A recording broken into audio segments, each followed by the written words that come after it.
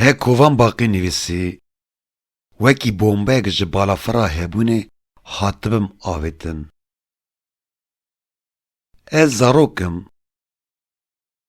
cezayekî giran im, xwe nadim Xwedê. Gotinên hîn pê li mayînên deng nekirine dibêjin. Zorbayeke eşyayî ye edebiyata bindestiyê. Li goristana metnên eşyayî û zorba, çavên xwendinê zû bi zû li karakterên zindî rast nayên. Gotinên hîn ji devê min nefiryane û nebûne fûzên hîpersonîk di singa vê nivîsê de dibêjin. Barbariyeke eşyayî ye edebiyata kedî. Kovîbûna xwe nadim nava lepê wê. Wekî enkîd û şûr nakşînim li şevê. Mirna xwe nakim kevirê qorzikê. Tedî ew ê qewîn dike dîwarê nemirtiya xwedayên xezebê û tirsê. Gotinên hîn ji ezmanê zimên nexurcîne û ev rûpel nekirine galaksî dibêjin. Ji sînorê heşê Kurdan wê de misqalek çirûsk zikê tariyê diçirîne. Ji sînorê heşê Kurdan vir de misqalek tarî zikê ronahiyê diçirîne.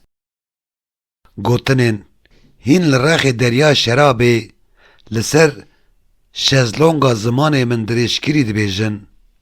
Em ê dev ji vê konfora bêdengiya serxweşiyê bernedin û nebin xizmetkarê deng. Wekî demançeya lûleya wê li ser cenîka Hitler değişiya. Wekî birîna hesin a tilîkek diktator ew dikola. Wekî hirsa peyvên di bêkêriya destê şaîrê xwe de diteqiyan. Wekî dirêja aşiqê serxwebûna sexteya di birîna eşqê de li azadiya tirsonek digeriya. Wekî qêrîna dawiya ji devê birînê dirijiya ser rûyê jêçûna ebedî û edebî. Wekî zîla telefona newekbûna di kefa destê wekbûna xwe de diziriya. Wekî a bi dizî li ser mirina wekbûna xwe digiriya. Piştê defakta millî kirasê angaje ji rihê xwe dike. Qedera vê nivîsê ji nû ve dest pê dike. Wekî min van gotin absûrd nenivîsîbe. Di hundirê serê xwe de min berê dabe wê dunyayê hîn hêmayekî ew kifş nekiriye û bibezim. Wekî beza berê dabe tirsa xwe. Wekî bombeyek ji balafira hebûnê hatibim avêtin. Di zikê tirsa xwe de biteqim. Çavê min bi ser dunyayê hîn nehatiye kifşkirin de bên girtin û gotinê şil ji devê min biniqitin. Wekî li havîna derya met li ber siya ala rengîn ya di destê serxwebûnê de li ba dibe.